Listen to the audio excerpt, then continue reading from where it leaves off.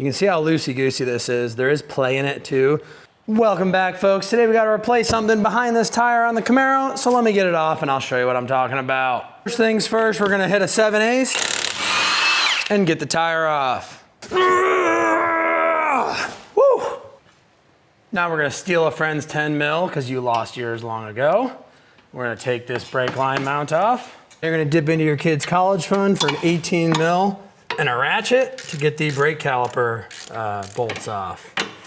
Top and bottom, don't forget. Now you're gonna take your brake caliper off and we're gonna let it hang from the hook. Okay, relax, guys. I'll put a hook on it. Now we will pull the brake rotor off. Woo. We're gonna rock and roll an 18 millimeter on both sides of this fella. You can get an impact on the back side of this. I don't know why I'm using hand tools. We're gonna shimmy this bolt out. Little dainty hammer.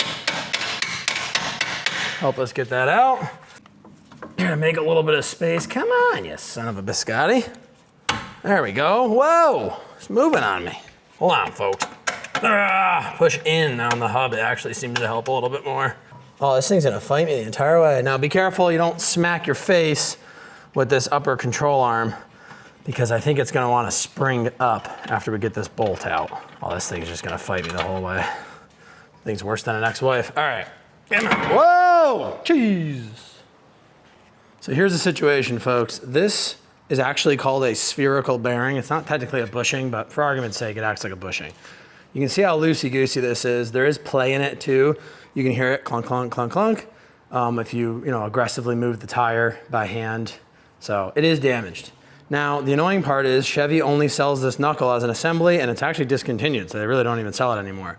But I saw on a form, the almighty internet, K201552 is a parts match by MOOG for this part, even though it doesn't technically fit the Chevy Camaro. So that looks like this. I got a little dirt on it. And you can tell it looks like the same part. The only difference that they said on the form that I can see here is there's a little lip on this one if you look really close, and there's no lip on this one. But that really shouldn't matter.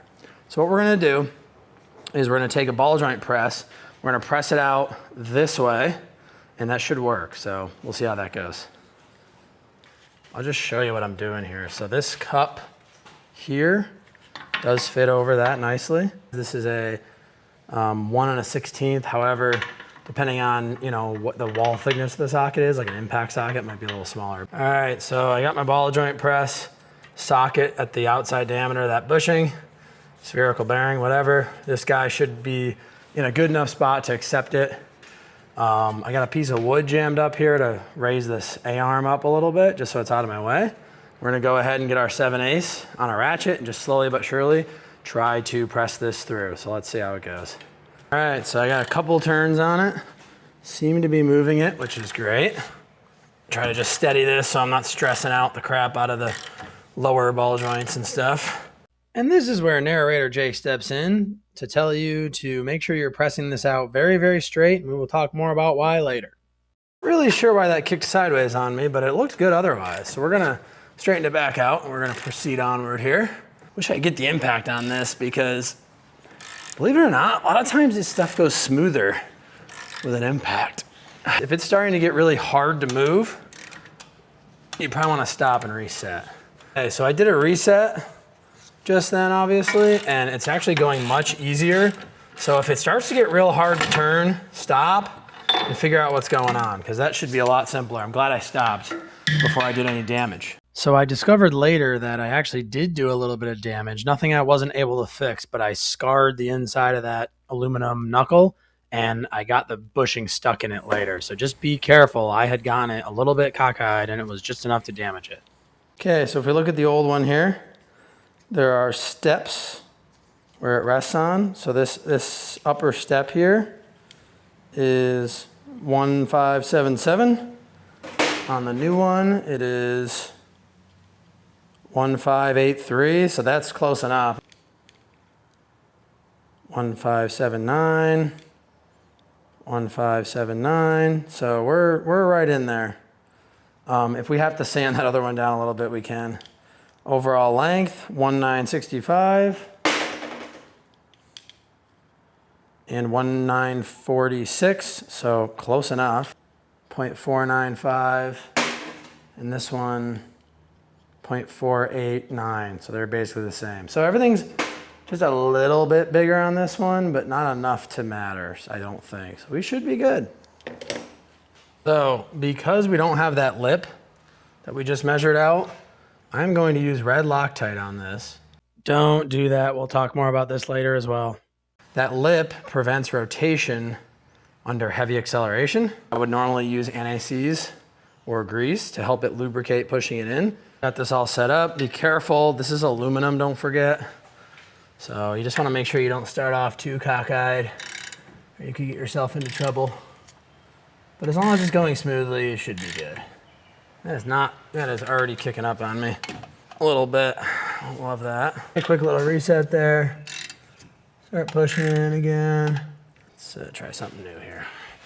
Technique I found to work the best is I got an extension on this socket and I'm kind of going around the bearing surface here and just kind of like walking it in straight. And the best way I found to check that is if you look in there really close, you can see the gap between where the taper is on it. So as long as there's a little bit of a gap the whole time, I know that I'm pretty straight, you know, with the part, not. So this is where I started to fight and fight and fight to get this thing to press in straight, and I kept struggling. Okay. I'll try something here. I've been fighting with this for legitimately 30, 45 minutes probably. I don't really know why this is now working, but I'm pressing it in from the other side. All right, so I just turned the camera back on now. Long story short, I fought with this for another friggin' hour. Maybe not quite that long, but it's been a little bit, I don't quite have it in, but I think I'm finally getting somewhere. It's been a real freaking pain in the ass. It's kind of my fault. I think I dug into the sidewall of the aluminum a little bit. Well, I did. Don't think I did. I definitely did. And it marred it up, so I had to take it back out. I had to clean up that wall. And we're close now. I was hoping this would go in more smoothly, but we seem to be fighting me at the very end here. You son of a gun. Come on, baby. All right. I think we got somewhere finally. Technically need like 20 thou, but we'll see how it goes. If it doesn't want to do it, I'm gonna leave it where it is. Oh no, it's moving. Let's see where we're at. Yeah, we're close. A little bit more. Yeah, it should be perfect right there. I don't think this tiny bit of difference matters that much, but I got the tools out, so we might as well make it right. Yeah, it's nice and flush on that side. This is sticking out the right amount. Now remember how I was worried about it sliding around and I want to do Loctite? Well, that was a bad idea, because this thing needs the lubrication of grease if you're gonna have any chance of not marring up that aluminum. So I think that that's what happened is when I used a Loctite, I just didn't have enough lubrication on it. Plus I started to get a little bit of an angle, and man, that really got me all messed up. So you know what, it is what it is. I think we got her in there. She should be safe and sound. Yeah, everything seems to be pretty happy, so. Boy, oh boy, I'm telling you guys, I frickin' fought with that. This is not really the most fun project. So what I'm gonna do is I'm gonna do the other side off camera, just because, again, I've showed everything. And I will get back to you guys after I do the other side, and I'll let you know if this was more or less me just messing up, or if this is just not a great project to take on without pulling the knuckle or whatever. So stay tuned for that. All right, so we gotta get this bolt back in. This is a real pain in the freaking butt, to be honest.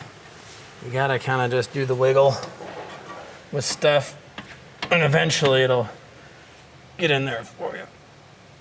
Ah, son of a gun. Oh, man. Holy crap. Friggin' sucks, man. I forget how I've done this in the past. You really can't pry against your friggin' dust shield either. That's the other problem. Come on. I don't remember this being so hard. And I can promise you it's not because of this thing we just did. Wow. I am impressed at how hard this is. All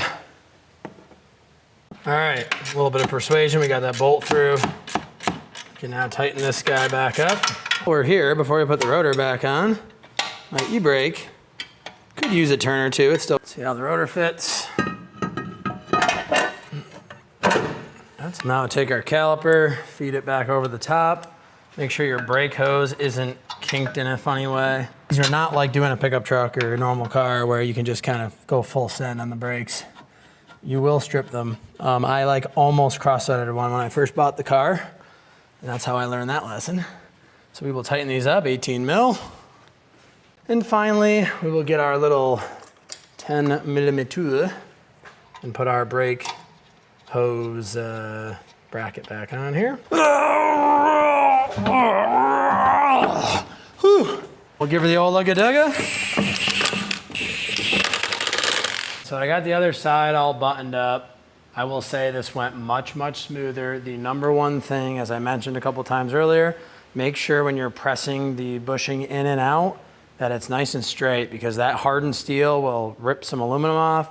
You'll get burrs in that hole and then you can't press the new one in. So in retrospect, I would have, when I realized I marred the hole up a little bit, I should have just hit it with the die grinder, cleaned it up a little bit, sanded it, and then I would have been fine.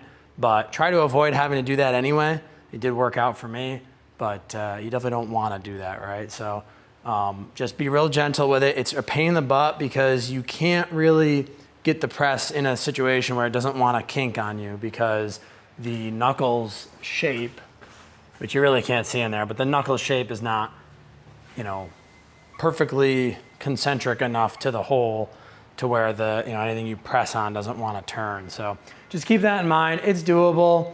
It's definitely doable on jack stands too. The lift doesn't really help other than ergonomics, but it doesn't give you any more clearance. So don't be afraid to do this at home from that perspective.